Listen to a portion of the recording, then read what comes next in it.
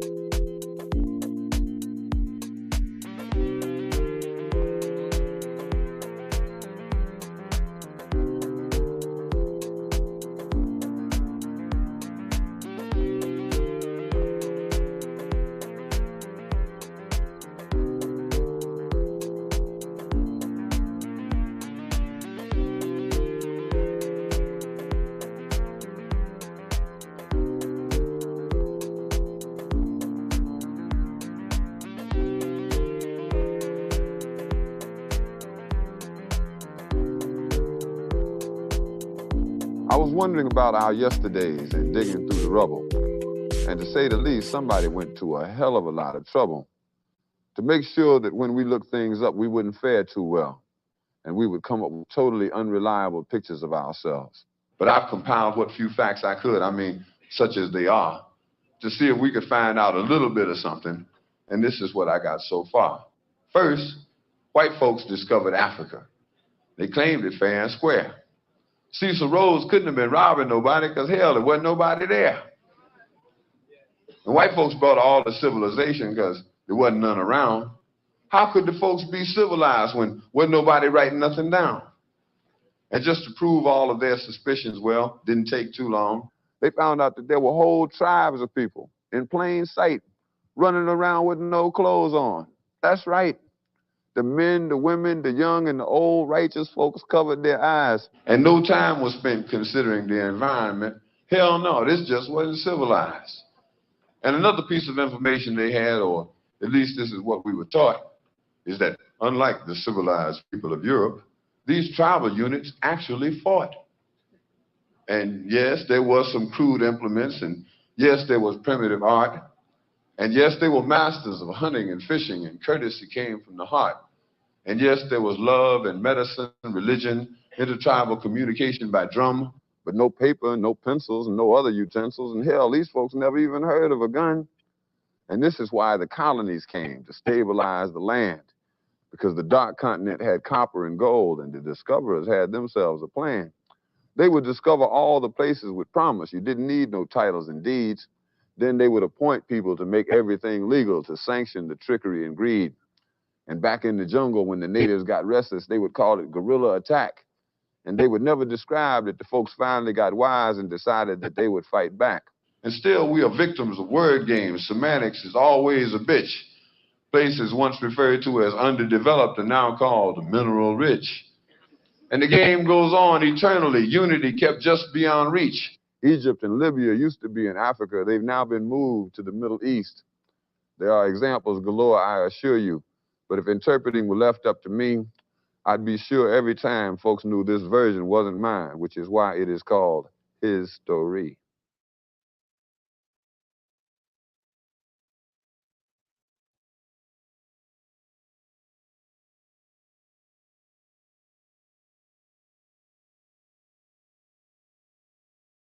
The Tempur-Pedic Breeze makes sleep feel cool. So no more sweating all night or blasting the air conditioner.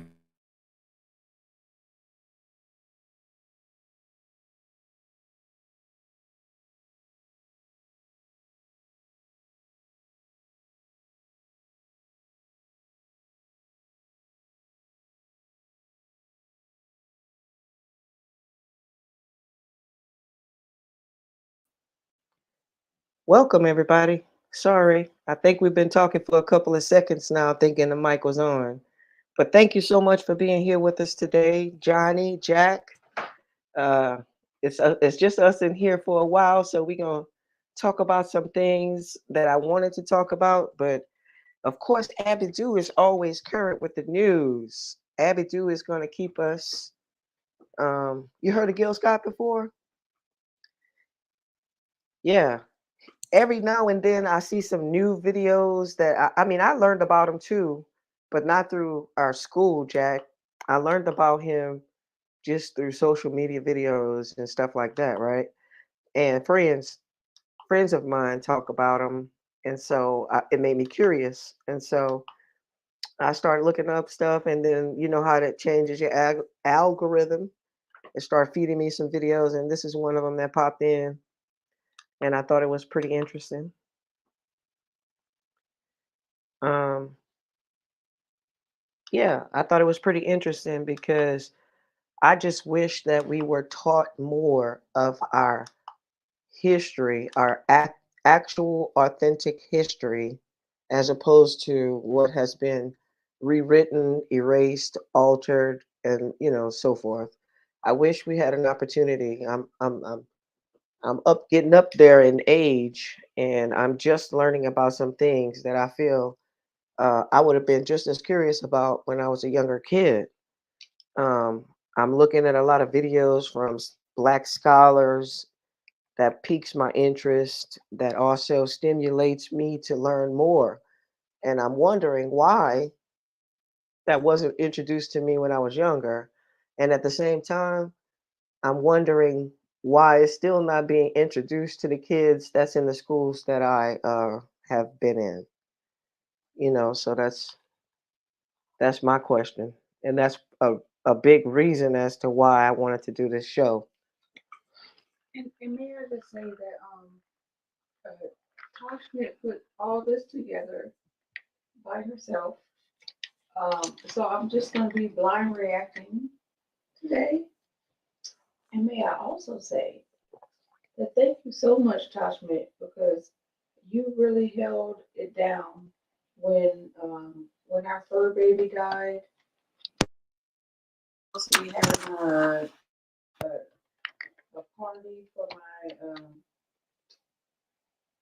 great nephews and nieces and stuff. You did so much, and I really appreciate everything you did for me.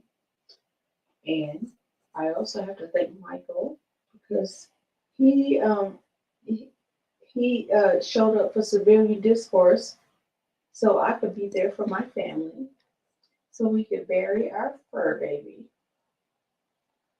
It was a lot. So that's all I gotta say. I wanted to share Jacqueline's comment and kind of elaborate a little bit on my response. Not the thanks for being here part, but the one that I'm about to send right now.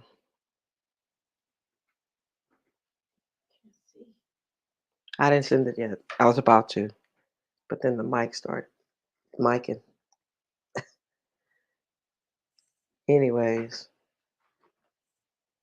um, Jacqueline's statement was, I've learned more in the past 4 to 5 years on social media than I ever did throughout the 11 years of state education. Jacqueline, I'm saying, imagine a lifetime of your history not being told to you. You know what I'm saying? Like a lifetime I mean, throughout my life, I think I might have got some authentic Black history from probably 1980 something to about my 12th grade year. After that, I mean, I wasn't taught anything significant about who I am as a Black person. And when I met some of my friends out here in good old Baton Rouge, That's all. which is like an hour and a half away from where I'm originally from, it was like a whole different world coming here and meeting Abby Dew and a bunch of our other friends who've been exposed to a lot of African American history and period, education, all of that. It's like I feel like whenever people talk about being from the South and being from Louisiana, I feel like I was from the bottom, the actual bottom of the boot. the near bottom of the boot. May I answer this for her? Yes, Baton Rouge is in Louisiana, Oh, okay. but you can go ahead and elaborate No, that's it. because you are originally from here, so you could elaborate from a different perspective. I'm a newcomer. I'm from that boot. I'm afraid to shoot. Really, Abidou? What? That's a song. Uh-huh. It's It's I'm from the that boot. I ain't afraid to shoot. Yes, I'm born and raised in Baton Rouge, Louisiana. I am Creole, so that is Haitian, Native American, and African. Okay. And then there are Cajuns. They're in Lafayette, Opelousas area, which is further north of Baton Rouge. Well, it's west and north. Now, those people are from Acadia, which is in Canada. They're French speaking as well, because Louisiana was a French territory. So she said, "What is DMT?" That's ayahuasca. Oh, Jack. Well, I should put this one up first. Try some DMT, you'll learn 8 to 12 and 1,000 years of knowledge. I love it, Johnny. I love it. That's awesome. They call it the God drug or something. Yeah. I mean, a lot of celebrities have tried it. Mike Tyson experience and his show, that Up in Smoke show, that I think it's Up in Smoke. It's something about smoke. But Mike Tyson has an interesting podcast where he talks to people and he shares some insights of his experience with it. And it's him and his guest. You know, they share experiences, and it's pretty cool. I mean, it's pretty interesting. But I'm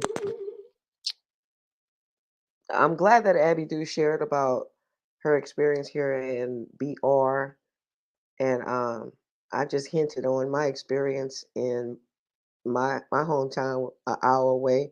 It's called Abbeville, and it's like right outside of Lafayette, which is like an hour and something away from Baton Rouge. But we talking about Abidu's community was a whole lot different than my community growing up. I mean, we had only um, a sprinkle of positive things. The majority of my community was hustlers, um, you know, people trying to make it, people that just not making it. It's just a mixture of all kind of negatives.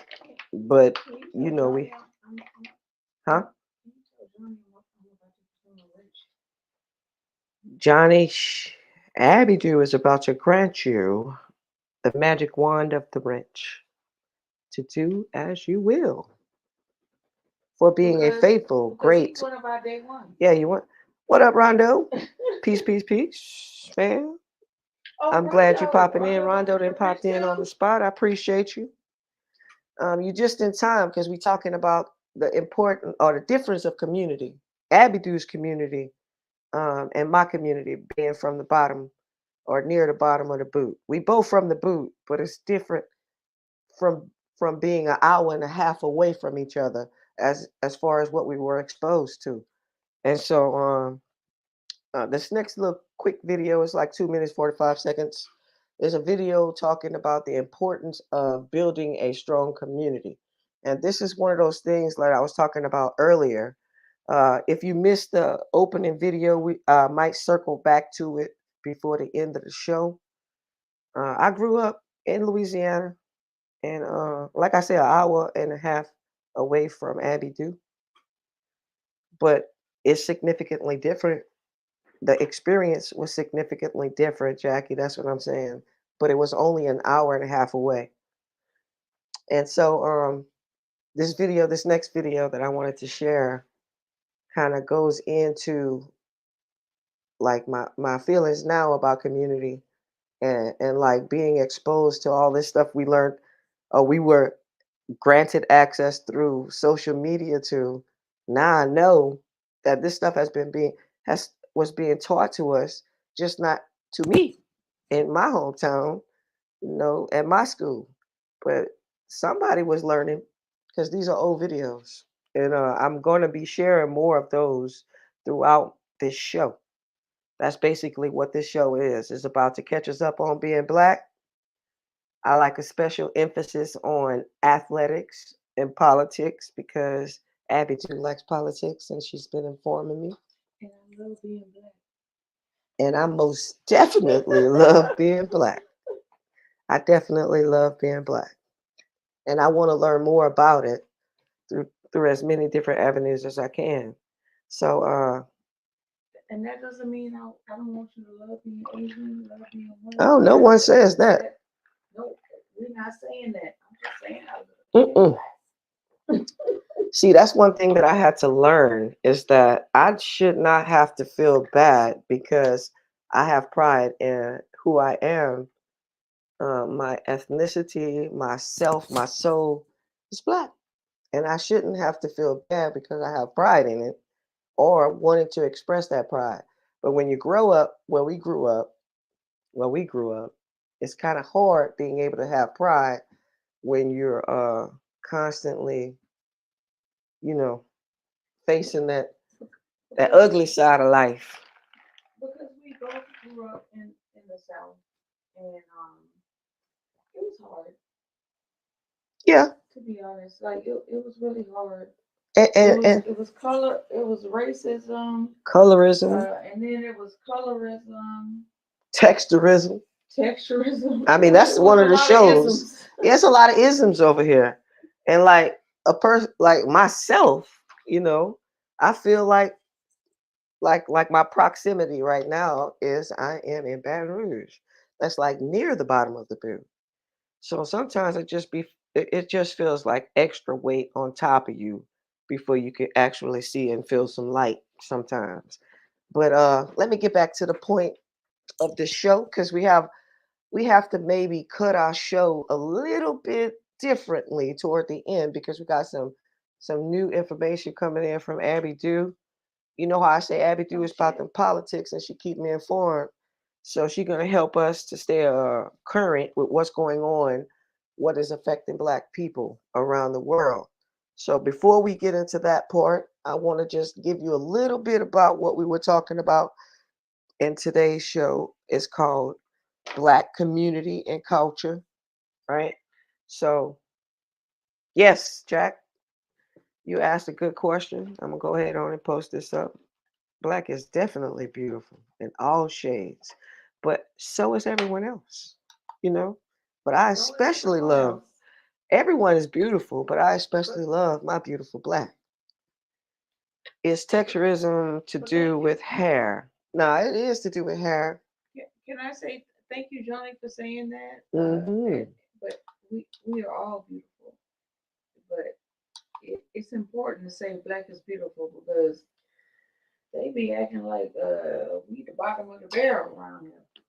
I'm not even gonna front on y'all. That's why I'm saying, look, I'm trying to say this. When I was younger, like just getting into school. Read this one. Okay, I like my coffee like I like my women. That's what I'm talking about. I feel that. When I was younger, I had a lot of Black is beautiful, Black pride. Like I promise you, it was very strong from the 80s all the way into the 90s, like the late 90s. And then we started getting diluted with all these distractions and all these other things that was introduced to our communities and our culture that further divided us, which brings us back to what I want to swing to because like I said, I want to make certain that we get a chance to touch on this hot topic that Abby Dew wants to educate us on. But yeah. May I answer this for Jacqueline? Sure enough, I'm gonna get down. So there is a varying textures in our hair. Like it's like from 1 to 4, and then there's alphabets A to C. Jackie, do you hear Abby Dew saying numbers? Frankly, that's why I hate labels, numbers, colors, all the separatist Why stuff. you hate labels? I hate it because it divides. I'm just saying that's me. Like, look, I don't speak for everyone. I speak for me, and I'm saying I don't like anything that divides people or divides anyone. Hold on one second. I wanted to tell Jacqueline that about 2 shows ago we were gonna discuss colorism, texturism, and what else? Sexism. We will revisit that again just to elaborate on those topics that do affect Black women. So may I respond? Absolutely. Thank you. So this is my response. A lot of people say they hate labels and stuff, but if you don't label a thing, how are you supposed to speak intelligently? But you could about the identify it thing? without being Let derogatory. me- That's all I'm saying. I let you talk. Most definitely. I let you talk. You sure did. If you don't label a thing, there's no way that people that are in conversation about the thing can talk about the thing without labeling it. You gotta put labels on stuff. There's no other way to discuss things. Look, I used to be called a yellow bone when I was a child, and they was acting like, oh, a yellow bone was the thing you wanted. That was colorism. My hair, the shade of my hair and all that stuff. Oh, Mastermind's in the house. Did I say that? Like I sang it too. Yeah, you kind of sang it. But that's all I good. kind of sang it.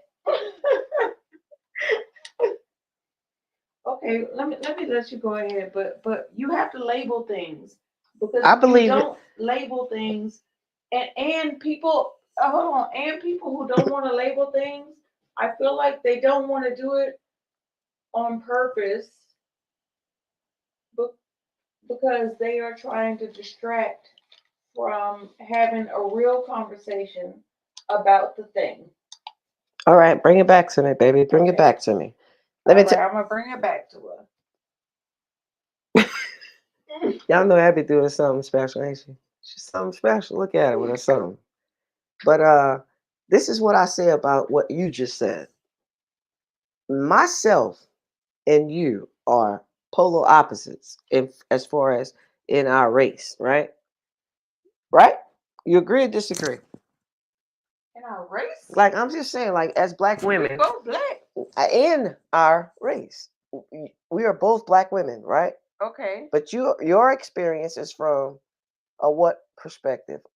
A light, or what you just called yourself? Oh yeah. I'm just Yeah, I'm just yeah, saying. I'm yeah. clarifying this. No, I'm gonna like dap you up Look on at this your own because camera. Look at your own camera. I'm gonna dap you up on this because that's colorism, right? Yeah. I had a white husband Don't swing once, too hard.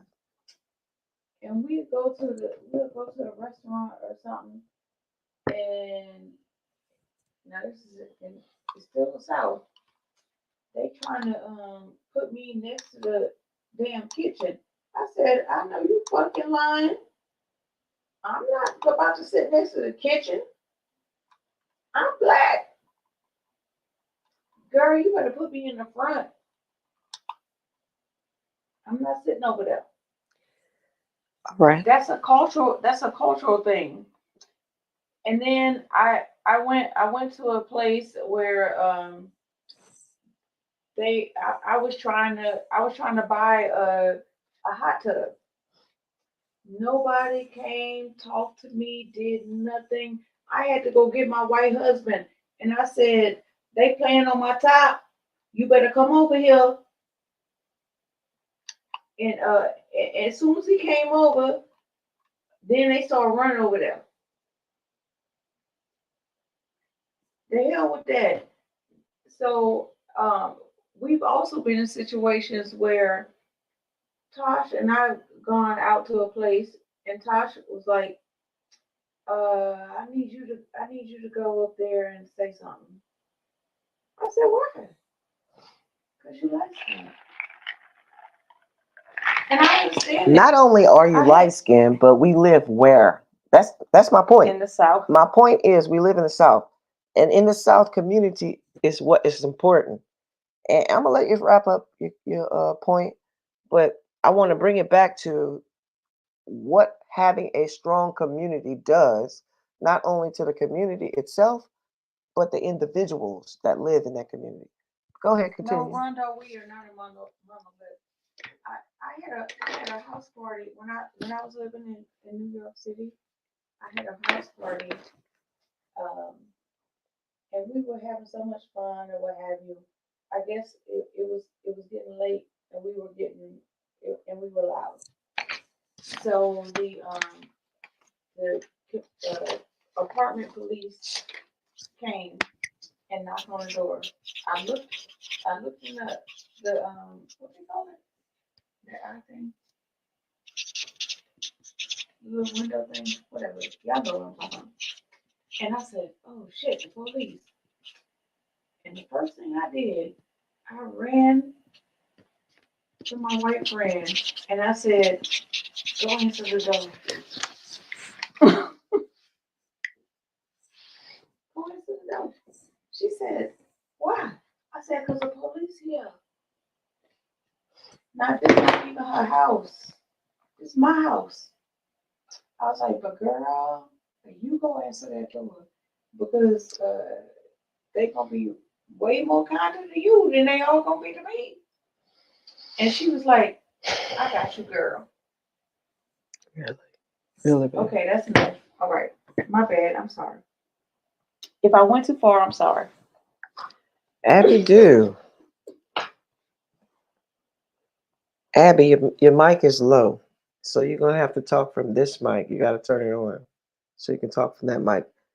Jackie said the mic is low to you. Remember what I told you, that you have to have it plugged to that computer for it to sound louder? Even if you move it over, it's still not gonna sound loud. Can you hear me now? I'm telling you now. I have to mute my mic, I think. Can you hear me now? Testing, 1, 2, 1, 2. Testing, We're gonna have to 1, remove 2. rooms. The mic was just fine. Abby made. Oh, okay. It was fine when you made your last comment. That's what she said. All right. So guys, let's swing back to this community. Community. Abby, you want to present? I'm gonna play. You want me to help you? No, I know how to do I it. can't present. You have to. I know how to do it.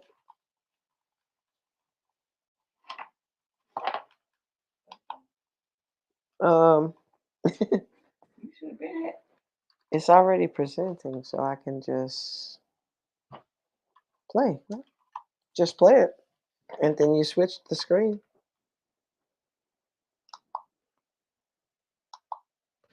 Thanks for that tip, Rondo. I got that bass in my voice. All these poor immigrants come to this country and have all this capital. If they had that capital, why did they leave home? Rewind. And if they didn't have the capital when they left home, now why would they? I'm trying, girl. I'm trying. All right. It's all good. Ask the question, how can all these poor immigrants come to this country and have all this capital? If they had that capital, why did they leave home? And if they didn't have the capital when they left home, how are they getting this capital here when they have no credit records and they have no paper trail and they have not? So who's capitalizing them? And I think if we begin to look at that question, we begin to get to the bottom of what's going on in the Black community. See, and you cannot, it's impossible in theory and practice to acquire wealth and power or to be economically competitive without a community. And right now in America, Black folk do not have not one single solitary community in America. You cannot prosper, you cannot compete. It's gonna be very difficult for Black folk even to survive under the present circumstances because they don't have communities. All Black folk got are neighborhoods. A neighborhood is like a bucket with a hole in it. A neighborhood is where you eat and sleep. A community is where you store your values, your history, your wealth, your power, your resources, your jobs, your tax base. And most of these neighborhoods have gotten so bad and so crime ridden and run down and so dysfunctional that the neighbor has moved and all you got left is a hood. What? There's nothing left in them.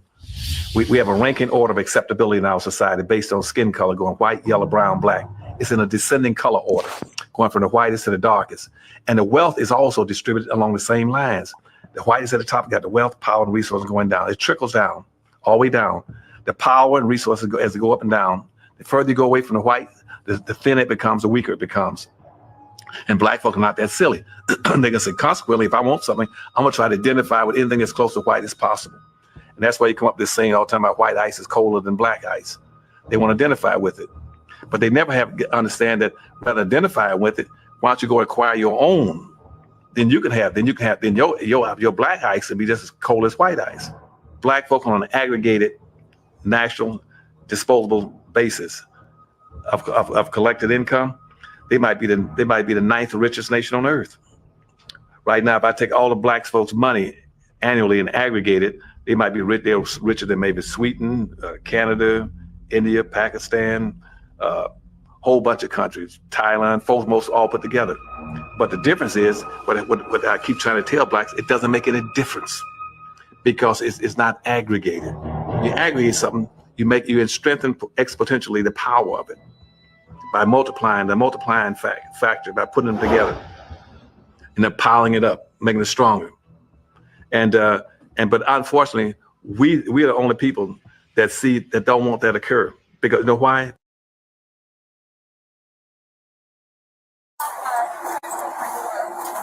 For what? I don't know. I didn't know what's going on. Oh, are you scared? Are you your guns? You don't want to use it? Should I just take it? Do you want me here or not? Yes, I'm here. Come Okay, on. for what? Come on. I need help. What do you need help with? Kick the door. Who kicked in your door?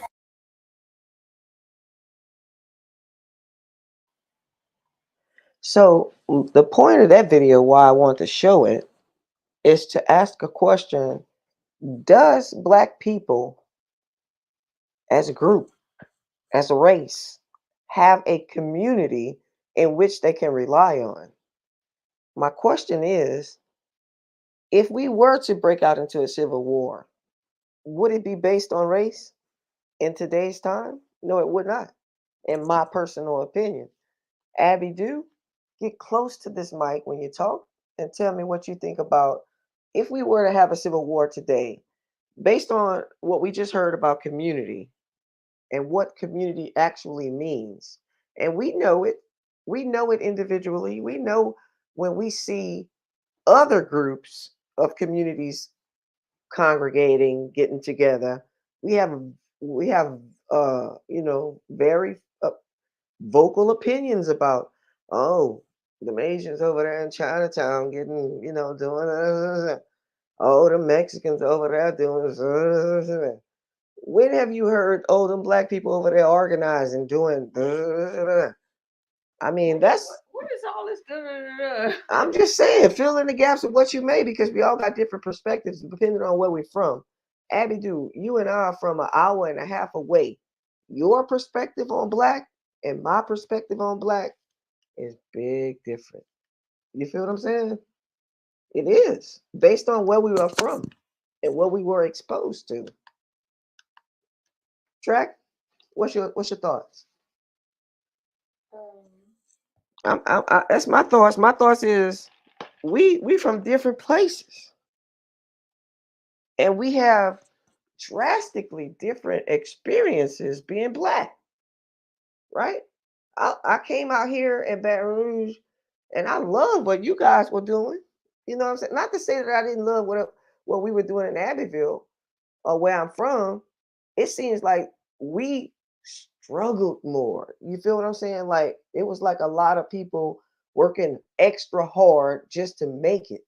And you had a sprinkle of people with 2-parent homes actually doing what they were supposed to do and making it. You know what I mean? As opposed to when I come out here and yes, that's my topic. My topic is community. When I come out here in Baton Rouge, an hour and a half away, it seemed like there was more thick Black communities here. Scenic Highway was a vibrant, beautiful You don't have to place. go too deep. They don't know these Scenic highways. Highway They is don't in know the back. highways and the roads. I know, but this, Tasha. excuse me, the show is about educating them on what we're talking about, right? I mean, I don't have a particular thing other to get to than community. And what I'm saying is, Baton Rouge did have a wealthy, great, vibrant Black community once upon a time. And it's very evident when you drive on these roads in the Black communities, when you see these abandoned Black businesses, when you see the abandoned Black businesses that's just sitting there and no one else has picked up the baton. And so I want to know, can excuse me, one moment, folks, 1 second. Quick, wait, quick break, one quick, please. While you're doing that, I can talk. Thank you. Go ahead. Go I ahead. actually want to talk to you about what was coming up next because you think I'm veering off. Keep going. And I'm going to talk to the people. So, Black people are not a monolith. We are not the same. We have not grown up in the same neighborhood. We are, but we do share a culture. And that culture is a culture of oppression in the United States.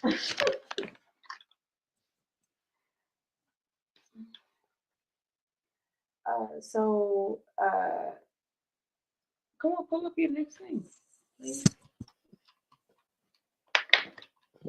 This event, let me pull this up. What Rondo says. This abandonment is a symptom of the divide and conquer strategies that, that I'm glad you mentioned that, because we talk about that a lot, about how there was a moment in history where Black people were on the goddamn come up, and they were like, "Fuck that! We gotta tamper this stuff down." And they start like creating scenarios where some white woman got whistled to or whatever, and then they built lakes. They built lakes on top of our thriving communities and stuff like that. I just want to Johnny knows a little thing about the Red Stick.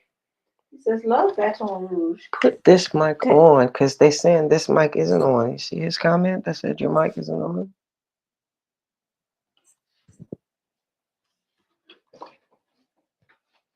Here you go. All right, guys, thank you. Abby is going to adjust her mic. I don't know how to. I don't know. It's you press the button on here and you put the thing down, and your mic is on. That's pretty much it. It's an echo. I'll turn it off over here when you talk. We just work together a little bit. Okay. We working through our kinks, guys. We're doing our thing. We're getting better. I appreciate you guys hanging in there with us while we make. What'd you say, Rondo? Abidu is in Georgia. That's stream one.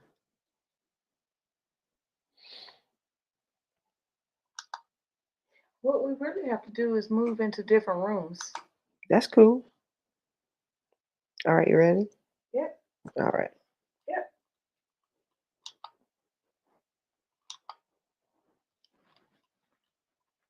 I don't hear it. Right here. Look right there.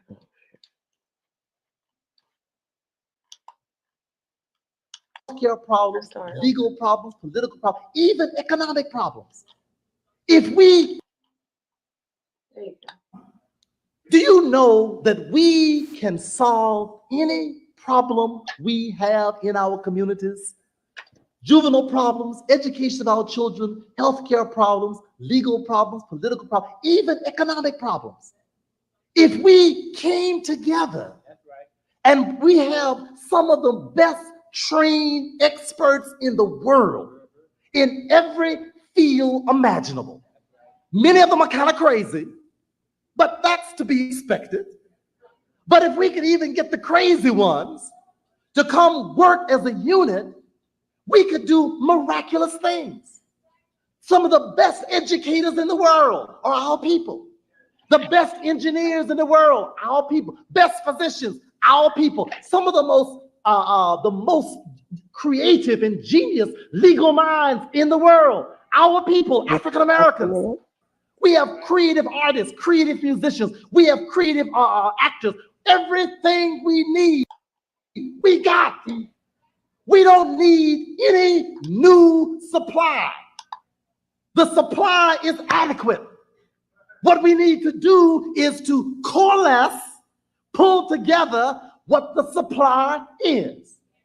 But the most malignant, sick, destructive force in our communities is this force of disunity. We can't get together. And I don't understand it. For what? Do you know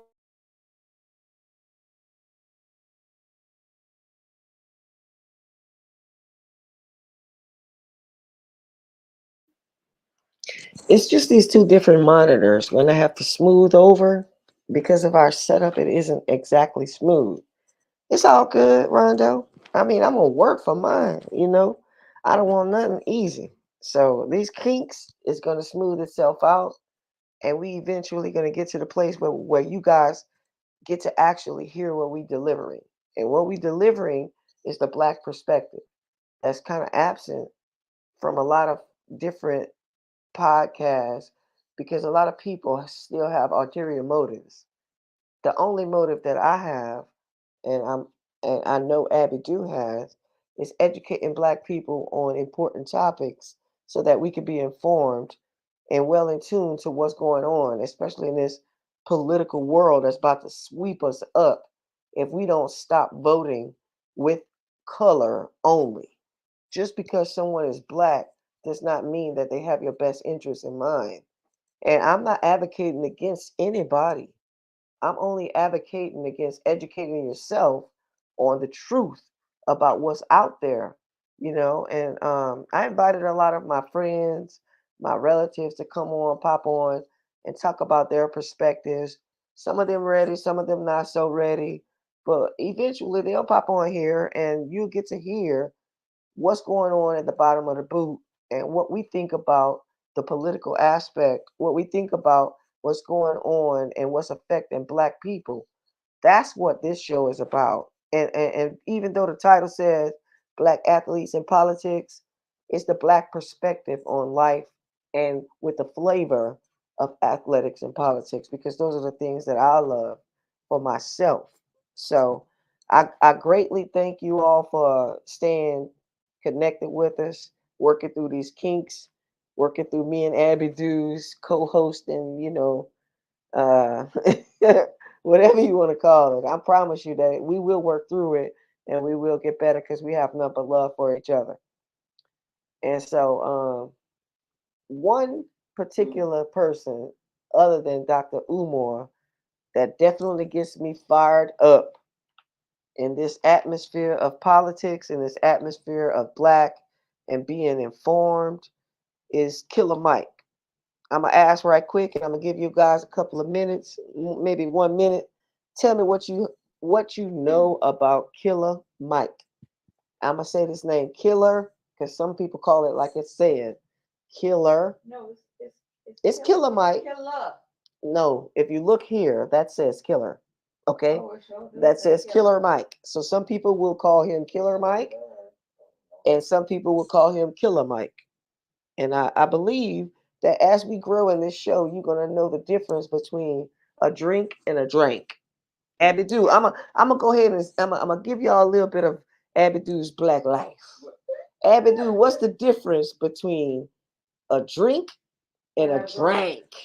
Go ahead and tell the world. I think I have to you. I'll mute myself. I'll mute myself.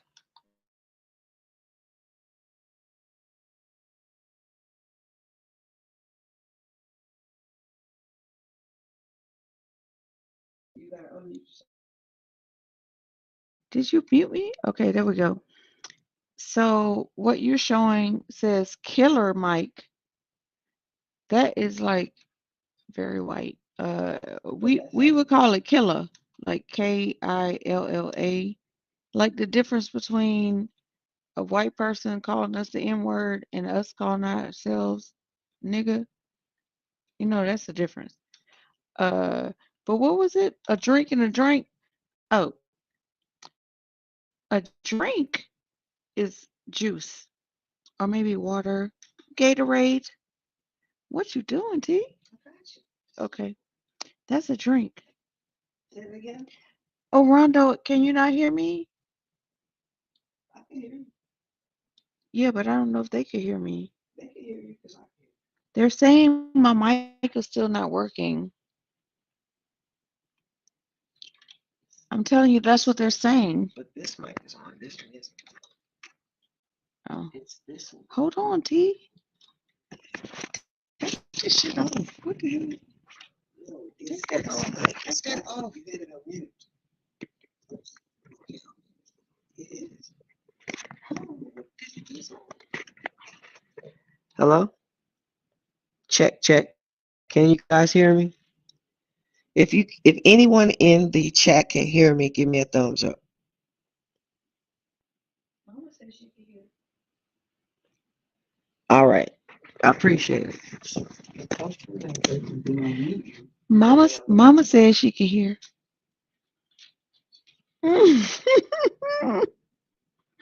Hey, Mama.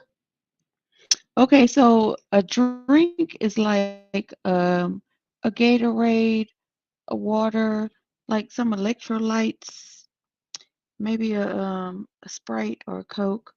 A drink, DRANK. Come on with me now. A drink. We about to drink something. We about to drink some Jack or some cognac. We about to drink some vodka. We about to drink. That's the difference in the South between a drink and a drink. Okay. Really, Rondo? Rondo. Rondo, let me tell you something that's so funny. Okay, we had a this is hilarious. So my brother's Doberman Pinscher died, and we had a repast for him yesterday. Okay, and my friend was like, first of all, just to let white people know what a repast is. A repast is when, after you have a funeral, everybody gets together and they eat food and celebrate the person, like tell stories about their memories of their loved one. It's called a repast. Okay, so we had a repast for the dog. And somebody was like, one of my friends was like, what? You having a repast? That's very white of you. I said, yeah, it's like white, but in blackface. Yeah, we having a repast for our fur babies. We sure is. Anyway, I just wanted to say that. Thank you for sharing that. We sure did have a repast. Sean laughing. If y'all something.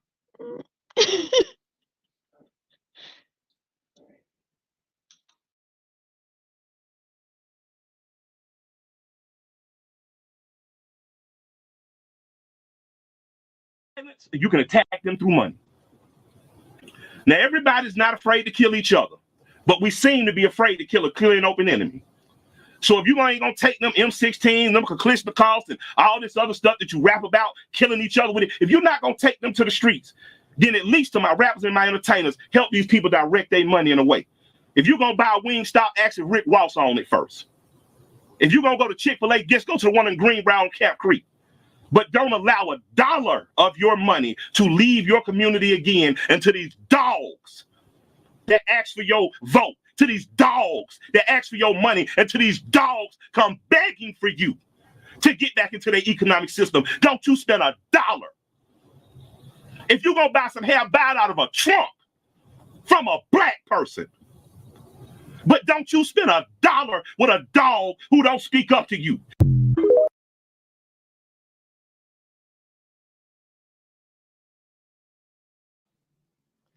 God. Wait, I'm sorry. I messed up. No, you're all good. Just unmuted you. You're all good. I'm unmuted. Okay. What I was trying to say is that's exactly what I'm talking about right there. What he just said. Don't give another dollar, another vote to these dogs until they start doing something to earn your vote. Now, when you say that to some black population, because they're so caught up in Kamala being half black, Indian, woman, how are you going to just go to that before you get something for your vote? How are you going to call people to task for having a difference of opinion than you, for not having those kind of standards, having a different standard for their vote? How are you going to come at them and do the things that Ricky Smiley and Roland Martin and Steve Harvey and a bunch of hosts of other celebrities and podcasters have done to you because you do not want to support someone without having something for your vote? That's what we're talking about. We're not talking about just voting because of identity politics. And if you want to know somebody who hate the words identity politics, is me. I hate when people use it to their advantage. I hate when people use that stuff as though it's not important to black people. I think we have those things too much merged together, and we can't separate what's important to black people versus what's identity politics. I think that conversation needs to be had, and it's not. I don't see it, and if any of you in the chat see it on any other podcast or any other platforms where people are talking about what's actually important to black people, not just people who are Democrats and not just people who are Trump supporters. There's people who are trying to find a way and a reason to vote to save their families, their lives. And we talking about people wasting votes. There's other candidates that's speaking to people as opposed to these two candidates that's on the mainstream media and platforms. I'm trying to say, why are we trying to say that those voices are wasted votes, and why are we not trying to listen to what they have to say and do something about it? Because if I'm not mistaken, change did not occur because everybody agreed. I mean, I don't know no change that occurred because everybody agreed. There wouldn't be a need for change if everybody agreed. So I need black people to stop pointing fingers, making people feel bad because they want to hold people accountable for what they actually represent. And I'm going to keep it going a little bit.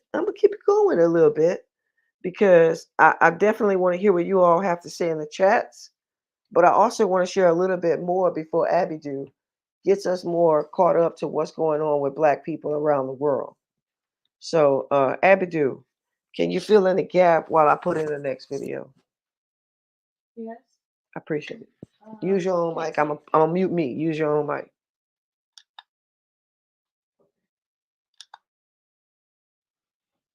You guys can hear me? Can you hear me? DC, can you hear me? Oh yeah, we are the church. We ain't going nowhere. Black people know what I'm talking about.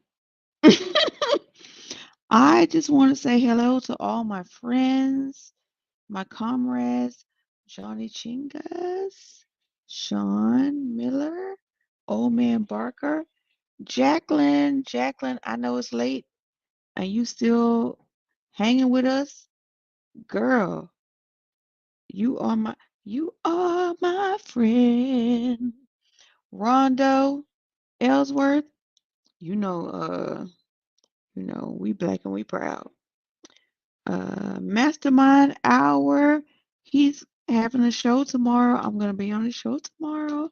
They're having me as a special guest, and I'm very grateful. We're going to be talking about whistleblowers, so that's going to be wonderful. Nihilo Nostrum is in the house. That's Michael, so we're going to be on Noteworthy. Who else is up in here? And Mother, I stole her. I stole Mastermind and Better Have Mama. I stole her. She's mine now. No, I'm just playing. I'm just playing. You can have my mother too. I'm just playing. Look, Kurt Franklin, know. See, I knew the black person would know. GP, are you with me? So you ready? I think I am. You got to put it on stage. She's still learning. And Getting better every day. Every day. I mute you. Okay. Wait. Hold up. You gotta read this one. Take my wife, please. I love it. We'll take it. All right, guys. So. Wait. Uh-oh.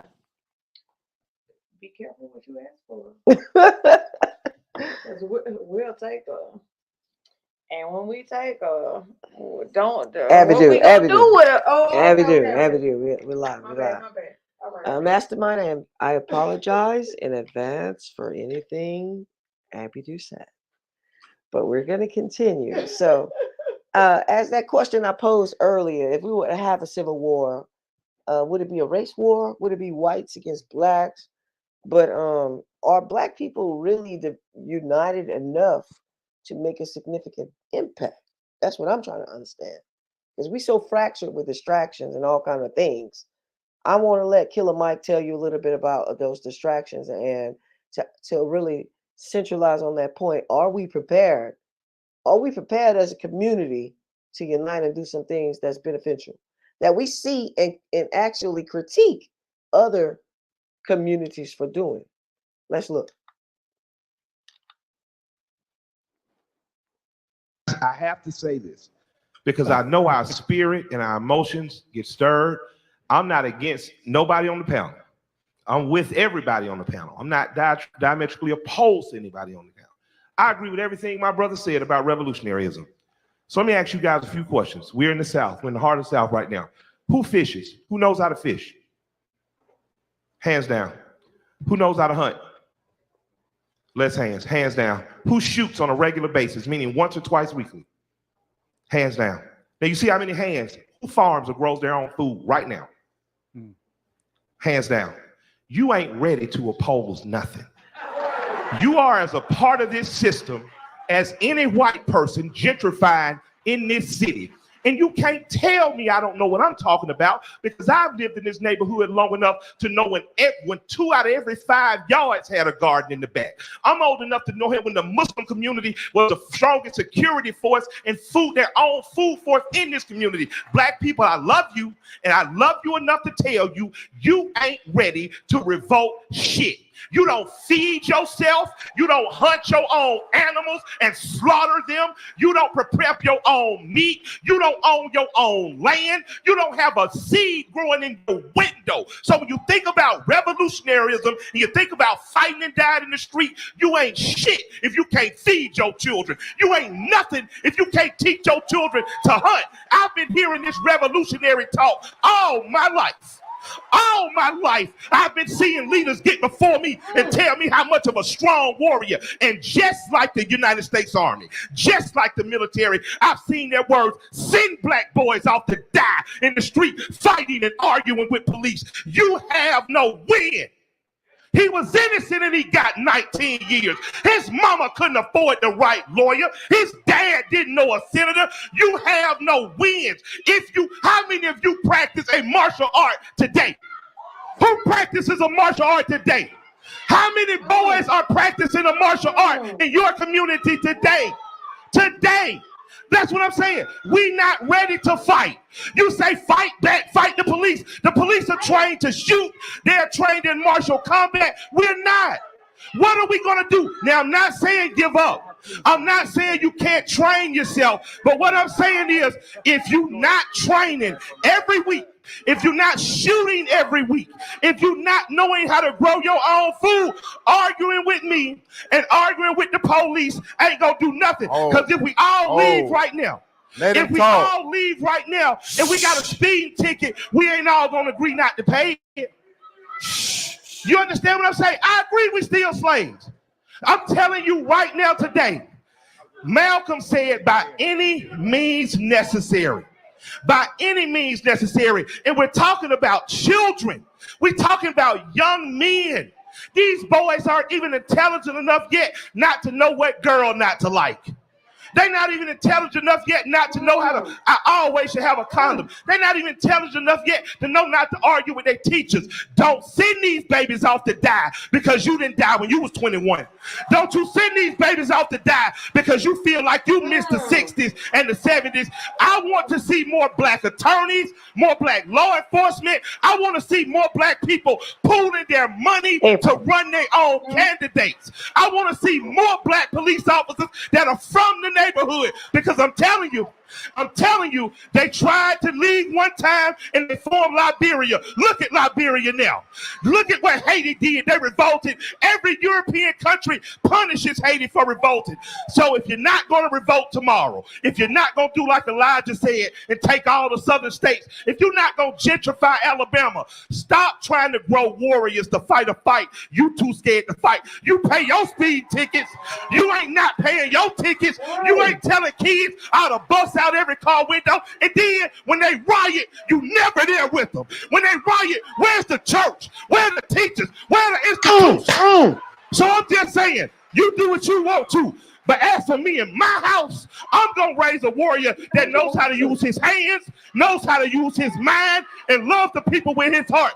Your job is to survive the encounter. Survive the encounter. And when daddy gets there with a lawyer, when daddy makes sure you got a judge that looks like you, we'll deal with that other shit. But you survive the encounter, young man. Don't you die on the side of the goddamn street like a dog. Don't you like a dog. Hey, don't you down the street like no dog. And don't you give your vote to nobody like no dog. Boy, I tell you right now, that's what fired me up. That's what fires me up. I'm gonna go ahead and hold up, Abby, dude. I got you. I got it out there. Let me tell you something. That's what fires me up. You want to talk about something that fires me up? It's educating black people on how to stop being suckers. How to stop being suckers. I don't want to be another sucker, and I don't want to give my vote to somebody just because they black or they're a woman. I want to know what they're going to do for the community. What are they going to do for the black culture, the community? And guess what? If you really want to hear what she's saying, all you got to do is listen. Listen. And then tell me if you're agreeing because she's black. Tell me if you're agreeing because you're a woman. Or tell me you agreeing because you're a human. If you're a human being, you're still not agreeing with what this lady's saying. And not even what this other person is saying. If you're not thinking as an individual or thinking as a family or a community, then you out there bad. That's my perspective. Can I say something real Jump quick? in. Let me mute myself and I'm going to put you on. That's right. I got you. I got you, Abby, dude. I know. We're trying to figure this shit out. So I just wanted to. I'm here. Oh, okay. I just want to say to my friend, certified Sachi, I'm happy to see you here. Thank you for coming on. He's one of my podcast friends. I follow him and listen to everything he got to say. So thank you for coming on and listen to what we got to say today. And that's all I wanted to say. You can go ahead. I'm a co-host. Tell me how you know who that is that you're coming. They can't hear you over there. They can't hear you. I'm asking you. Tell me how you know. If you want to plug your show, go ahead and do that, please, because that's what we do here. We support each other. So now you can unmute yourself.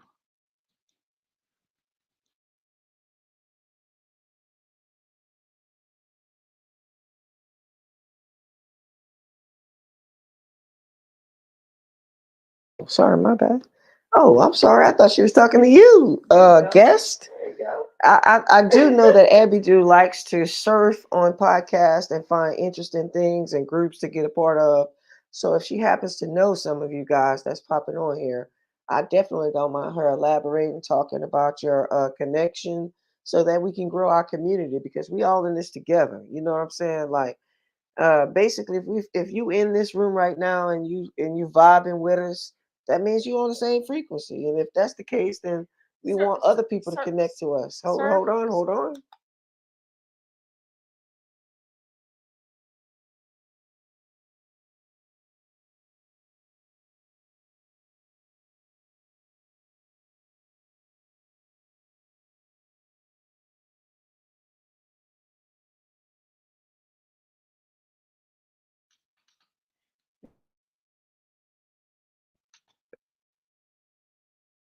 We can't be in the same room because it's not working out with the mics.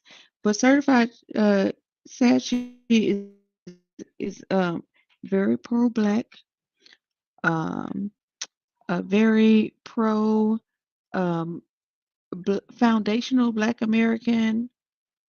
That we were here before Christopher Columbus and all, like Black people were in America before they brought slaves. We were here.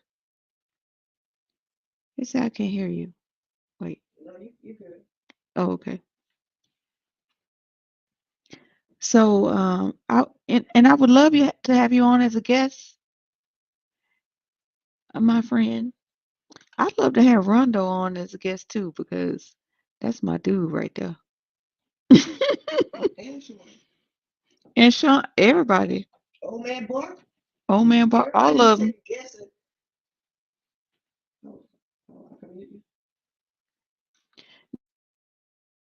On today, I didn't say that. You just muted me? Oh. I know you're not trying to come on today, certified. I'm just stating your case. You are a Black Indian American, native to this land. That's all I'm saying. But one day maybe you can come on if you want to.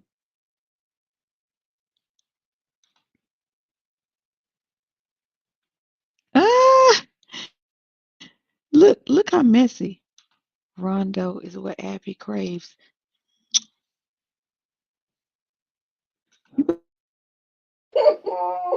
No trouble here. But at any rate, I want to give you a different perspective because we always talk about working class people. We always talking about people who are borderline poverty. We're not talking about reentry people. And there's a lot of interest in talking about criminal justice system and people who have been incarcerated and coming back into the system. I wanted to share something with you guys from one of these social media dudes that's been catching a lot of fire. His name is Woody.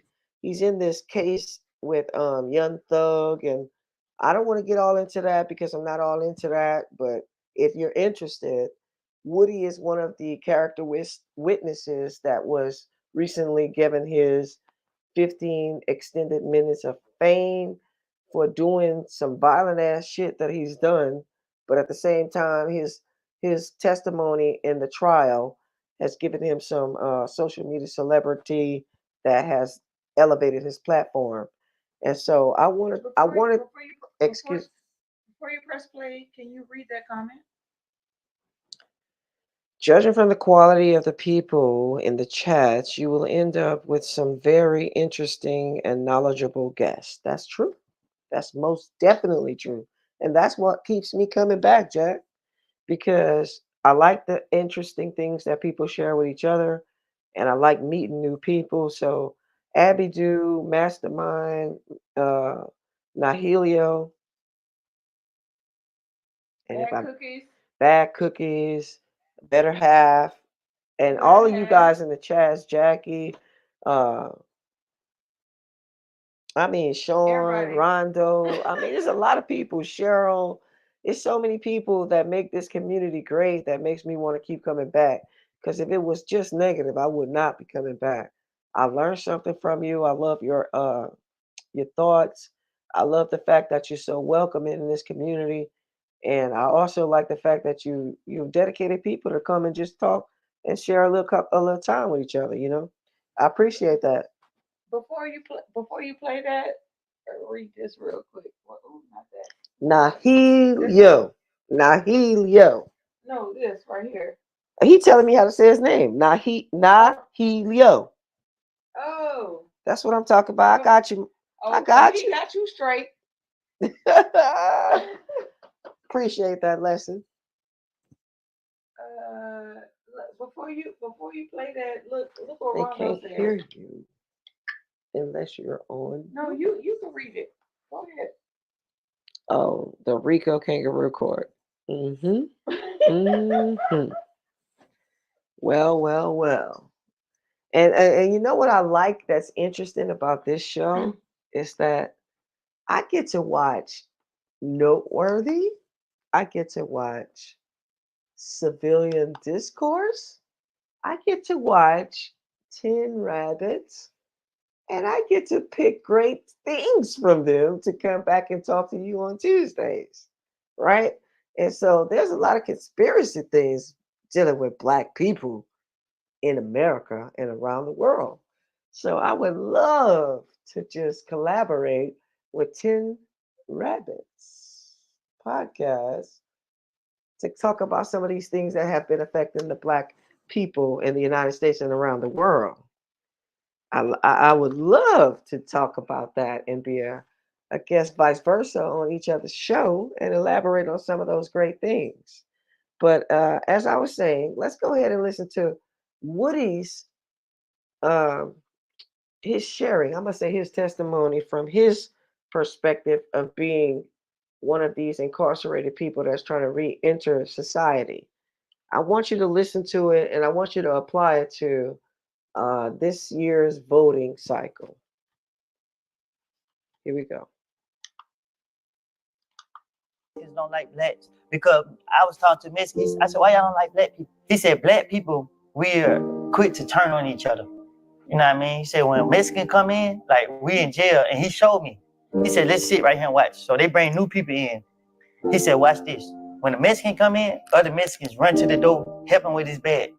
When a white guy come in, white people go out there, help him out, get him situated. When a black person come in, all the black people sit back and say, that nigga might be a snitch, or he might be touching kids. We criticize you before you come through the door. And he said, that's why I don't deal with black people. A lot of Mexicans don't like blacks because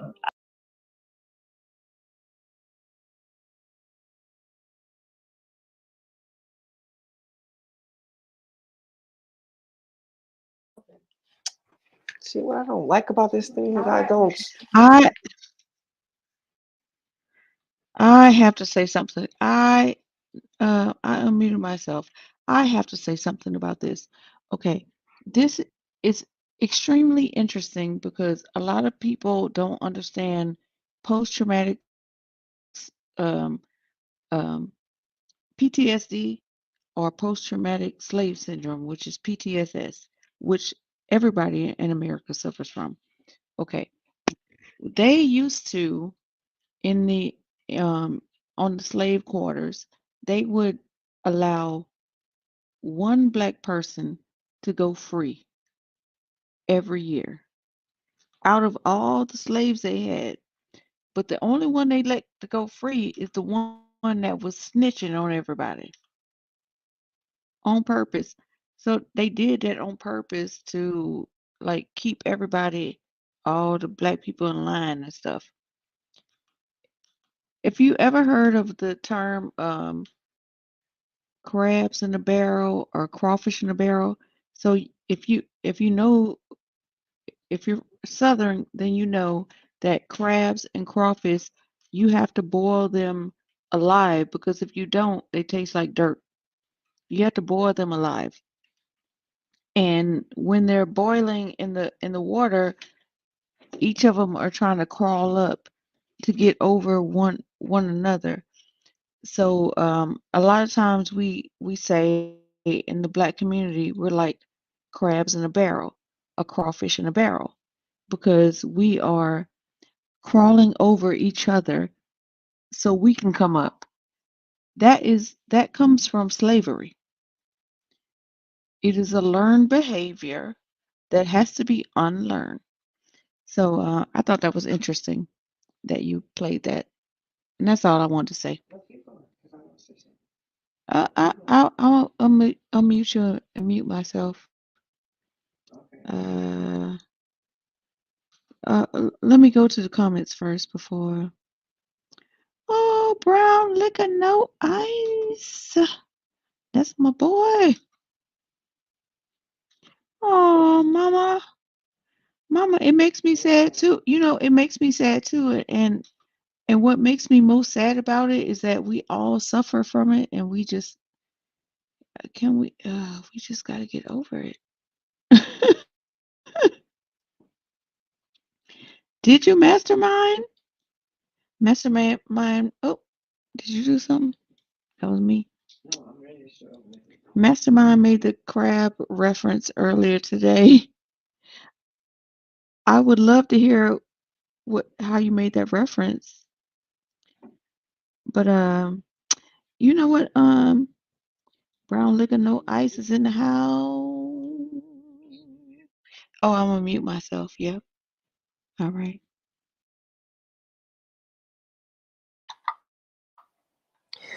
All right. I want to show this next video that we showed at the opening. Gil Scott. If any of you ever heard of Gil Scott, I'd be happy to hear about it in the comments in the chat. But I wanted to replay that video because it's poignant to what we were talking about. So tell me what you guys think about this. And then again, this is from the Black perspective. Again, like I said earlier, that I'm learning a lot about Black history through social media because it was not exposed to me when I was a kid. And so I'm very interested to see if you guys have heard about Gil Scott, if you heard about his career and everything like that. Let me know. But we could talk about it more on the other side. I was wondering about our yesterdays and digging through the rubble. And to say the least, somebody went to a hell of a lot of trouble to make sure that when we looked things up, we wouldn't fare too well. And we would come up with totally unreliable pictures of ourselves. But I've compiled what few facts I could, I mean, such as they are, to see if we could find out a little bit of something. And this is what I got so far. First, white folks discovered Africa. They claimed it fair and square. Cecil Rhodes couldn't have been robbing nobody because, hell, there wasn't nobody there. And white folks brought all the civilization because there wasn't none around. How could the folks be civilized when wasn't nobody writing nothing down? And just to prove all of their suspicions, well, didn't take too long. They found out that there were whole tribes of people in plain sight running around with no clothes on. That's right. The men, the women, the young, and the old righteous folks covered their eyes. And no time was spent considering the environment. Hell no, this just wasn't civilized. And another piece of information they had, or at least this is what we were taught, is that unlike the civilized people of Europe, these tribal units actually fought. And yes, there was some crude implements, and yes, there was primitive art, and yes, they were masters of hunting and fishing, and courtesy came from the heart. And yes, there was love and medicine, religion, intertribal communication by drum, but no paper, no pencils, and no other utensils. And hell, these folks never even heard of a gun. And this is why the colonies came, to stabilize the land, because the dark continent had copper and gold, and the discoverers had themselves a plan. They would discover all the places with promise. You didn't need no titles and deeds. Then they would appoint people to make everything legal, to sanction the trickery and greed. And back in the jungle, when the natives got restless, they would call it guerrilla attack. And they would never describe that the folks finally got wise and decided that they would fight back. And still, we are victims of word games. Semantics is always a bitch. Places once referred to as underdeveloped are now called mineral rich. And the game goes on eternally. Unity kept just beyond reach. Egypt and Libya used to be in Africa. They've now been moved to the Middle East. There are examples galore, I assure you.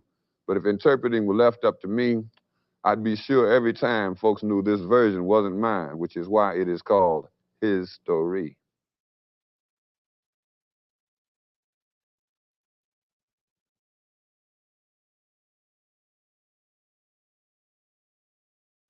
I got it. Thank you.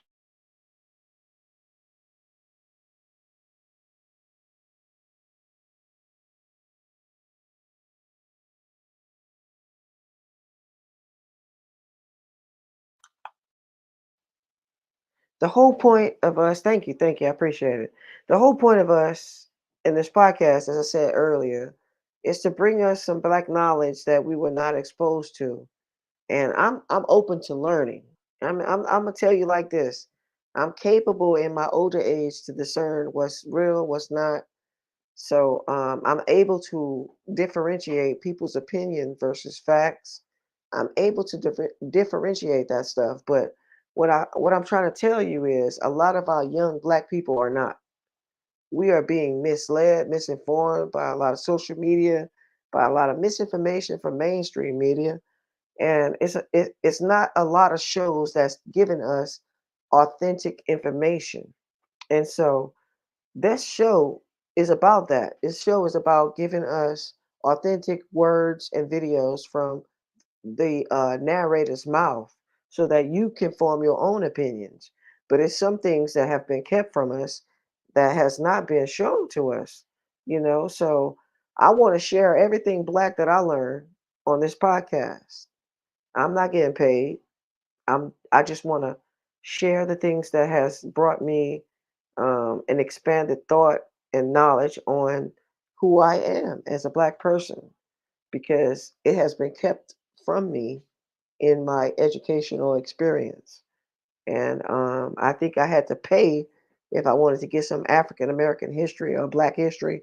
I had to pay for it before social media. So now, anything that I learn, I don't care. I will be willing to share it with you all, just so that we can expand our knowledge and we can be able to form our own opinions about what we are taught, instead of being taught things that are, orchestrated, manipulated by others. And I think I'm pretty much fed up and tired of that part. So I'm on a quest to seek information to learn more about any Black person, not just myself and my family, but my Black people as a whole. So that's what this show is about. And though it says Black athletes in politics, I'm a affirm that it's not just about athletics and politics. It's about the Black experience. May I say something while you set up your next? Sure. I'm gonna go ahead and mute myself and let Abby get the floor, and then we can continue. Hello. Hello. Sean, bro, look, we've all made mistakes in our life, and it might not even be a mistake. It might have been that they set you up. I don't know. But that don't define you.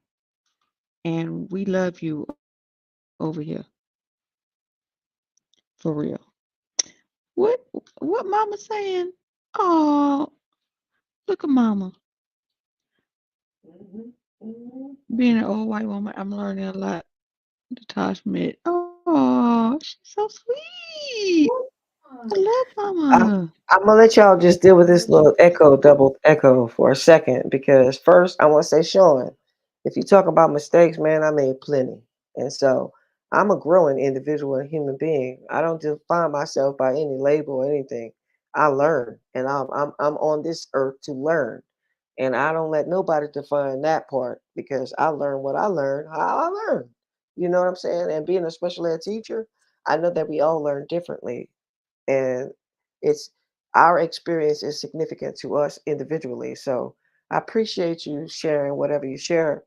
I didn't really see what you share, but I appreciate that. And so another thing that I want to say is everybody that's in here, I appreciate you taking the time to even pop in to say anything because that's how we expand our knowledge. That's how we expand our growth.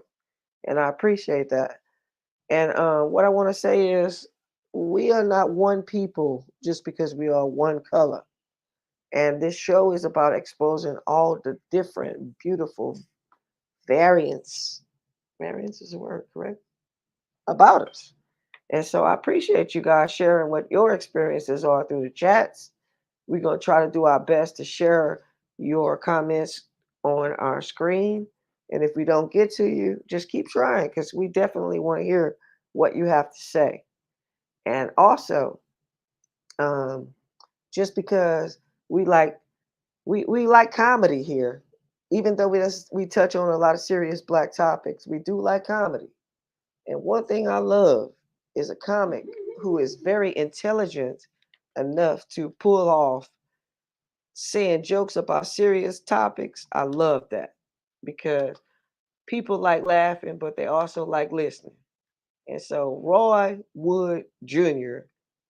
had one of the best White House Correspondents' Dinner performances about Clarence Thomas. And we talk about community, we talking about black people. We gonna dive deeper into black leaders and their roles in our communities because just because it is in the black community does not mean that it is of the black community or part of the culture, which is why this show was called Black Community and Culture. But he Hold up, Abidou might be a little light, but she gonna tell you something. but he said at the end he said my nigga, and then they canceled him on Who you talking about, Raw Wood? yeah. All right, let's listen to what Abidou got. What was she talking about? I know a lot of you interested to know Said, my nigga. what is she talking about. Hold on, let's listen. You ready? Here we go. The only thing Ron DeSantis has done that I got to give him credit for, this boy that got people riled up over stuff they can't understand. They don't know what critical race theory is. Got these people riled up about something that they can't even define, like crypto or NFTs. No, this whole. Ask any Republican that's anti-CRT. Ask any Republican trying to explain CRT. They sound like a Democrat trying to explain the charges against Trump. It's bad. They're everywhere. We just got to stop it. We got to stop it. We got the files. We got files. We'll be right back. I'm Rachel Maddow. I have files. When Rachel Maddow get them files on you, it's a wrap. I think Republicans, y'all would be surprised, man, if y'all would just be real about what CRT is. You can be surprised. Some black folks might meet you halfway. But you got to tell the truth. You can't lie to black people. Call it what it is. Anti-CRT policies are an attack on black history and an attempt to erase the contributions of black people from the history books. That's what it is. You are trying to erase black people, and a lot of black people wouldn't mind some of that erasure as long as that black person is Clarence Thomas.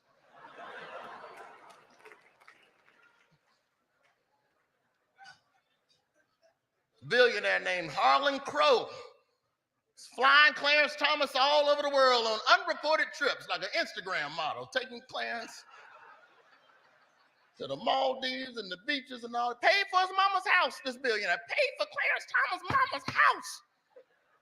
I gotta give it up to billionaires. Billionaires, boy, y'all are relentless.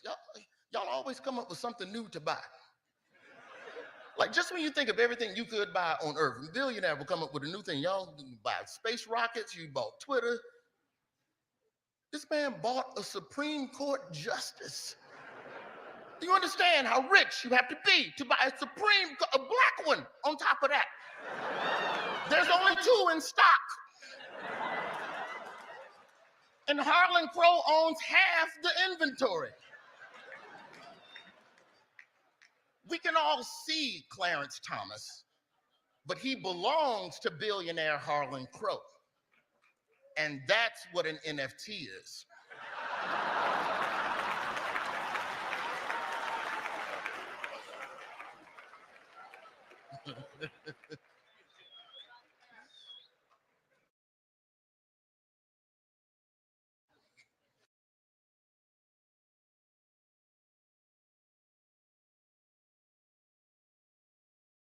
Unmute yourself. That's, There you go. I appreciate that. Yeah. You know what? That shit was funny as hell. I mean, him and this other, what was that white girl comedian that really went in on Sarah Palin? Well, no, not Sarah Palin. Well, Huckabee. Anybody remember that White House Correspondents' Dinner whenever that girl went off on Huckabee? Oh, that Yeah, redhead girl. girl. That shit was funny as the fuck. That shit was funny as the fuck. Just like this was funny. It's true. I mean, this stuff be right in our face. And it's like, why we can't talk about it? You're supposed to ignore that Clarence Thomas is getting all these perks, all these favors, and he is a Supreme Court justice. You're supposed to ignore that and not talk about that? Is that what we doing? I'm just wondering, when are we supposed to have serious discussions, even though we are not a part of the upper echelon of life? We're not up there. Echelon of life. We're not up there, right? We're not rubbing shoulders with Clarence Thomas and his wife. We still want to know what you're doing because you work for what? I'm just saying. That's just my thoughts. Abidu, are you ready to tell us what's going on around the world? I sent it to you in private I know chat. you did. I'm just asking if you're ready to show Yeah, us. I can't play it. But before we do, Abidu, Go ahead. I can't play it on this computer. I know you can't, but before we do, I just want to give our viewers who are still with us and those who will pop in later just a quick sneak peek of what we will be discussing next week on our show. I want to dive into Black cities. I want to dive into Black Wall Street. I know a lot of people got opinions on that. I'm not going to play this entire video. I'll play a couple of minutes just to talk about what we will be discussing next week. We want to talk about what's going on in Black cities with immigrants, and we want to talk about what power do we have as a community, which is what the show is originally about. The show is about Black community. Do we really have a community if we're not organized? Do we really have a community? So I want to take a look at Black Wall Street, Black cities, and what actual power you have within those cities to do something different aside from voting for someone just because they are a woman and just because they are Black. If they really need you, 18 minutes. I'm not playing the whole thing. I'm just playing a little snippet. But if they really want your vote, then they really should do something about earning that vote. Don't you agree? That's my point. So we're going to just take a quick look at what we're going to be talking about, some of what we're going to be talking about next week, which is Black Wall Street, Black cities, and what's happening in those cities. Real afraid, and she says we have to go out, get out. I said, she says the white people are killing the colored people. All of a sudden, my mother was excited is because that she saw 4 men coming toward our house, and all of them had torches. He said, please don't burn my house. Don't set my house on fire. Well, that was wishful thinking because everything around was burning. When the planes would fly over, we would see them dropping something to the rooftop of the different houses and setting them on fire.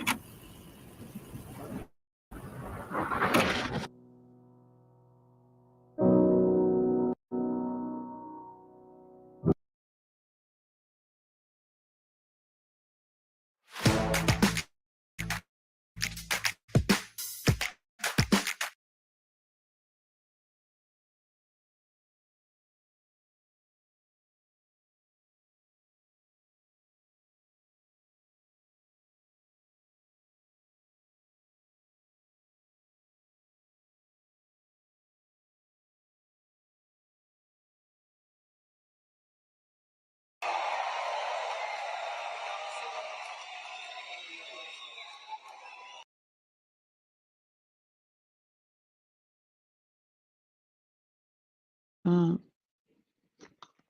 okay, I don't know what happened, But but we not doing that. not doing We Trump. not doing Trump. Go ahead. Go Go ahead. ahead. Go ahead. That wasn't a part of my video. I was just giving you guys a snippet of what we'll be discussing next week. I'm going to turn the ending over to Abby Dew so she can catch us up to date on what's going on in Black news around the world. I appreciate you guys for being here today. I look forward to talking with you next week. Thank you so much.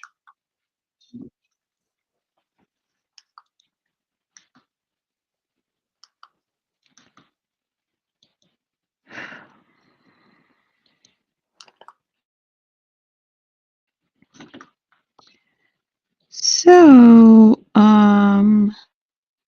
today's a day because the Uhuru political party. Let me make sure I can.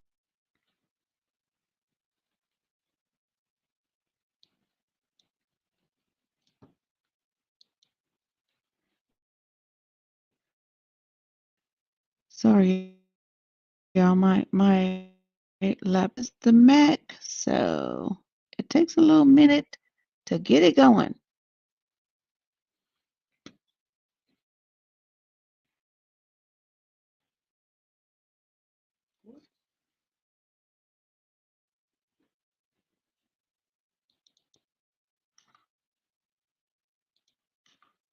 You gotta press this thing like 2 or 3 times.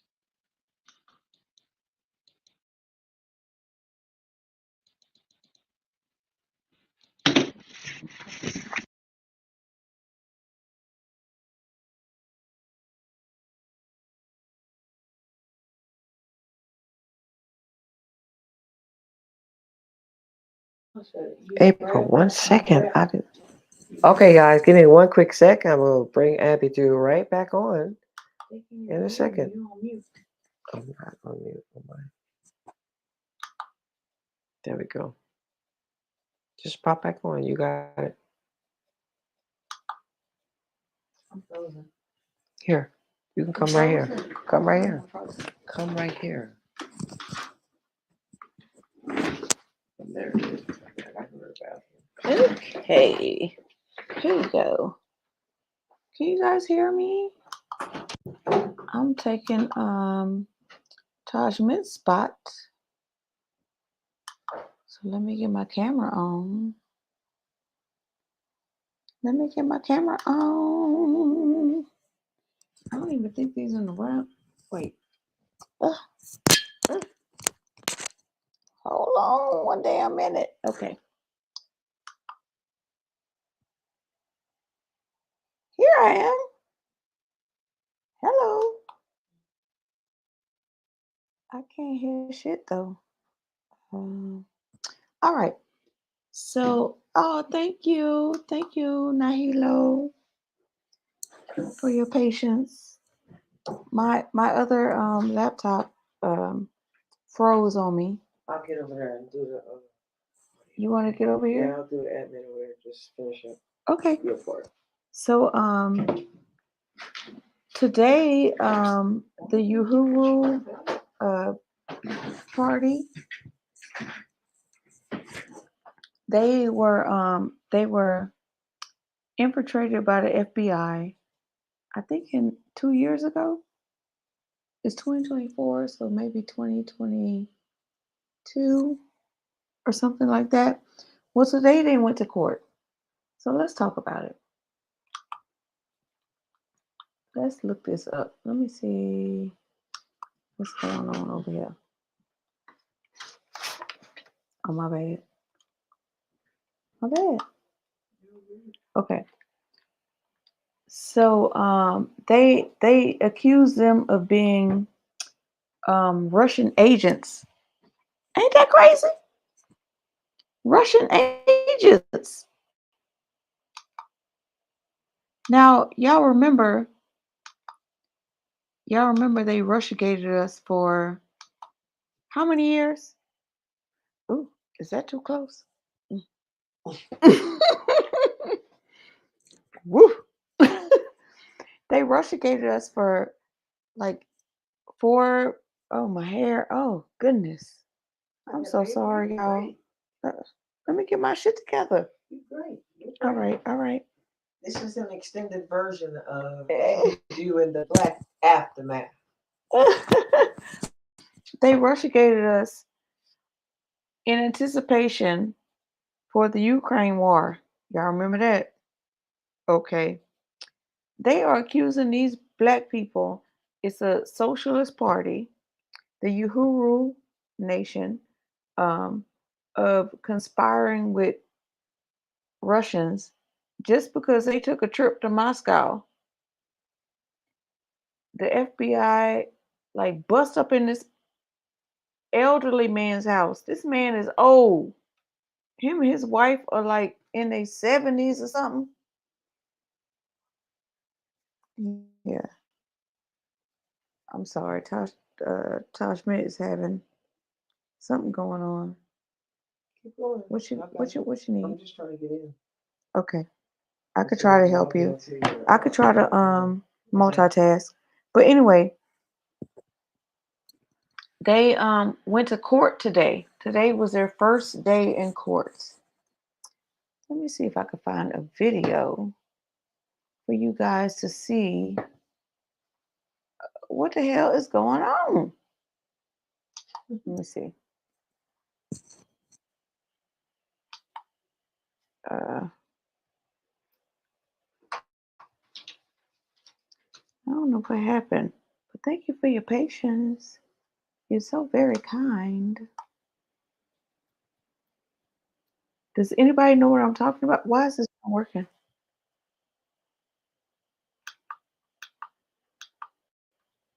Do you not know why it's not working? I don't know. I'll share it over here. You got your problems. And my face is too goddamn. Whew, thank you. Back it up. Back it up. Mastermind.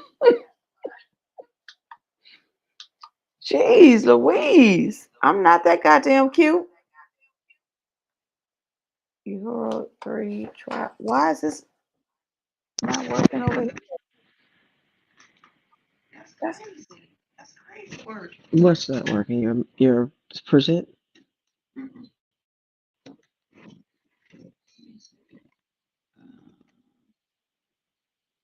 20 hours ago. Okay. I'll play this. All right.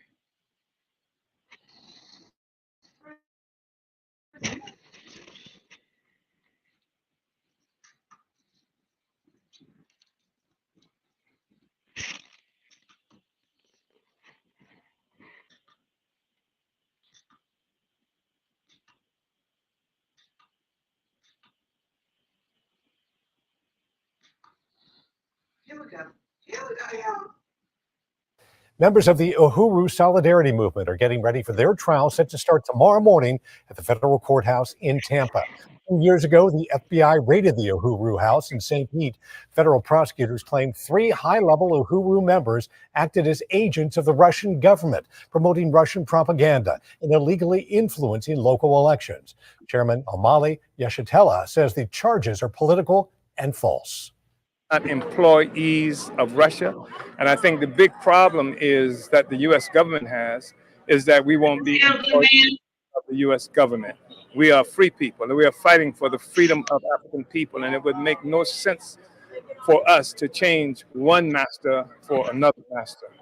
Activists and supporters rallied over the weekend, and Yeshitela says he expects more rallies outside the federal courthouse tomorrow when that trial begins.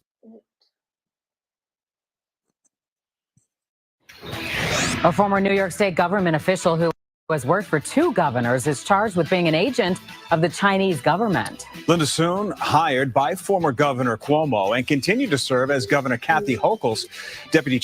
Yeah, stop. We switched places, remember? Okay, thank you. You had me muted the whole time. So I just want to read this comment. Rondo says, this case is racist at its core. The chairman couldn't have come to his conclusions independent from foreign influence. Sean says 100. So we're going to be following this story. They just went to court today. So we're going to bring you guys the information because this shit is fucked up. Put $1 in the swear jar. $1 in the swear jar. So anyway, I think that we have anything else? Yes, this right here. Oh, you do? Follow us on X and YouTube. Oh, they can't hear you.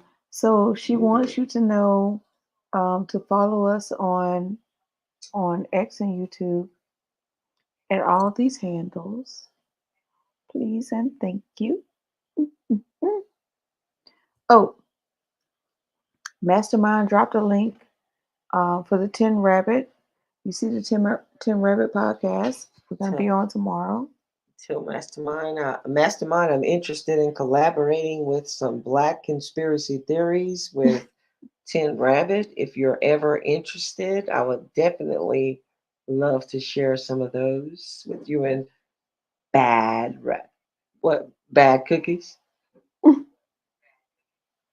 Bad Cookies. Yeah, Bad Cookies is bad. Just to let y'all know. Sean said, yes, please.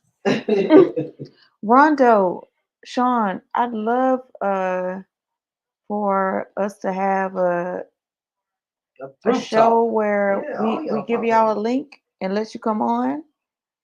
And what's Money Bags, yo? Never mind me, I'm just popping my shit. Yeah, I want some Rondo and Sean and my shit. And I want some Old Man Barker. It's Old Man. Old Man Barker, he might be gone, but he might be. Yeah, I want some of y'all smoke. I need some smoke from wherever you from. We want all the smoke. You bring it all the time when you come in here. I just need to hear about what's going on, where you guys are from, and what y'all exposed to. I love listening and seeing what your chats are. So please share them here, and we can grow this black perspective a little bit better. So maybe we could do that next week, or next week I want to talk about Black Wall Street and what happened, because Sean, I'm asking, do you want to open it up to? Yeah, I want to open it up because I want to know what Sean thinks and what Rondo and Old Man thinks about what happened in Tulsa, what happened in other similar cities around the world. Why can't Black people around the country? We talk about around the world, because when Black people get together and try to do something for the betterment of themselves, people got to colonize and always kind of destroy, divide and conquer. And I want to hear what my brothers and sisters have to say, and even Jacqueline, because you know some stuff, Jack. Sure. Jacqueline says she. I want to hear you. Nah, yo, I want to hear what you got to say too. Because Uh, Canada got some look. good black life up there. Look at Rondo. Rondo Rondo said said? treacherous. Diabolical. Next week, we're gonna give a link and let y'all jump in and say whatever the hell you got to say. That's right. We want to learn everything black. I want to learn Nahilio. I want to know Nahilo what. says sounds like a good topic. That's right. I want to know what black folks doing around your neighborhood. I want to know what black folks doing around all y'all neighborhoods. Nahilo is Are we united or are we divided? Nahilo is the whitest black person I ever met. Man, that boy so smooth. Let me tell you something, Sean. He's so smooth. Sean, Rondo. Let me tell you something about Nahilo. That is the gangster amongst gangster. Him, and don't let Mastermind fool you. There's some gangsters. And I've been learning a lot from them brothers. I'm just telling you.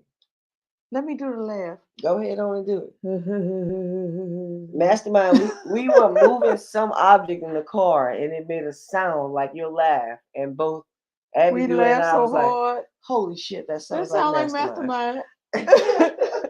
How the car sound like Mastermind? That was fucking awesome. That was awesome. But I appreciate you all spending time with us. And let's grow together. Let's continue to pump up all the other shows. Let's continue to separate each other. I don't know, Abby. Do you got something else to end out on? No, I thought you wanted to play the rest of your. Whatever. Oh no, we don't have to play the rest because that's just like a sneak peek to what's next week. So, okay. Guys, again, we thank you for joining in on us. I appreciate it. Please come back Wednesday because we boy, want GP. to hear Hold from up. you. Hold up, Oh, Abby. Graylin, GP. just Are you happened. with me? Oh GP yeah, just we at the happened. church. We ain't going nowhere. Thank goodness GP happens to pop up on the scene before we close out. GP, I want to hear what you got to say, and I hope you have a voice next week because I know you got an opinion about these Black Wall Street cities and these underground, beautiful Black worlds, just waiting for us to discover what we was always capable of doing. We capable of doing a lot. And GP, let's expose these folks to what we got. So we about to be out here. Thank you so much, everyone. I gotta do my like shot. Like, subscribe, and share, please. Take it off, Tom. Hold up, I got one more comment. Like, GP, subscribe. hold up, GP. Okay. GP said Black folks around here is not doing what? Wait, what is it? Absolutely nothing. Well, we gotta help them. We got to help inform our people. I'm not saying we have to ignite all people, but there's some lions around that needs igniting. There's some lions that needs us to ignite. Hey, Bad Cookies. Bad Cookies is here. So you guys don't forget to like, subscribe, and share. We'll be back around. Tomorrow is Wednesday, so that means go to the 10 Rabbit podcast. I'll be there as a guest speaker. Thank you so much, Mastermind Hour, A Better Half Hour, and Bad Cookies for inviting me to your show. 1 second.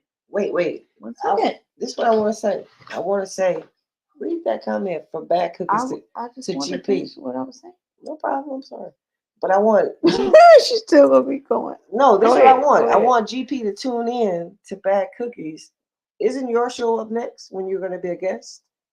This week coming, right? I was just saying. Oh, I'm I was sorry, just baby. talking. I'm sorry, but I was just trying to flip this script. And I was trying to say Bad Cookies and GP, y'all need to connect so y'all could talk about what's going on with this comment. Okay, I'm over here in this other land over She here. funny. So tomorrow, you don't come to Abby Do Abby Don't because you won't find it here because they have a conspiracy theory podcast and we're trying not to get banned on Abby Do Abby Don't just in case they say too much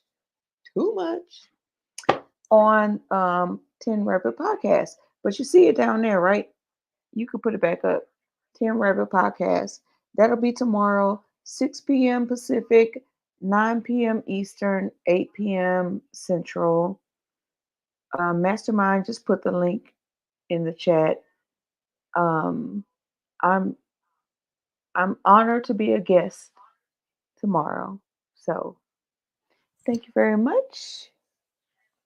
And then Thursday, come right back to Abby Do, Abby Don't, because Nahilo Nordstrom and I are going to be talking about how the Bill Gates Foundation, they're trying to put chips in newborn babies in Kenya as an experiment. I Check it believe out. that they have been doing that for a long time.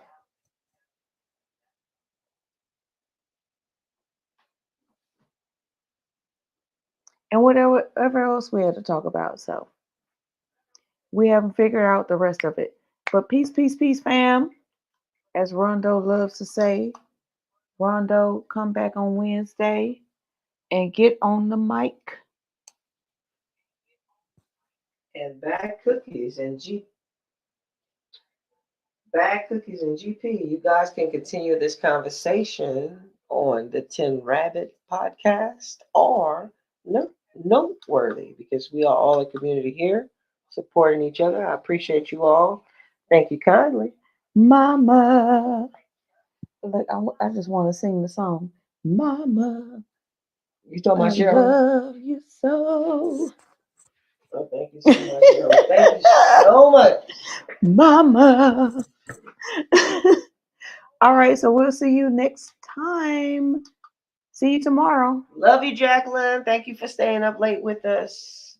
I know, because she stays up late. Love you, right. Jacqueline. Goodbye, y'all.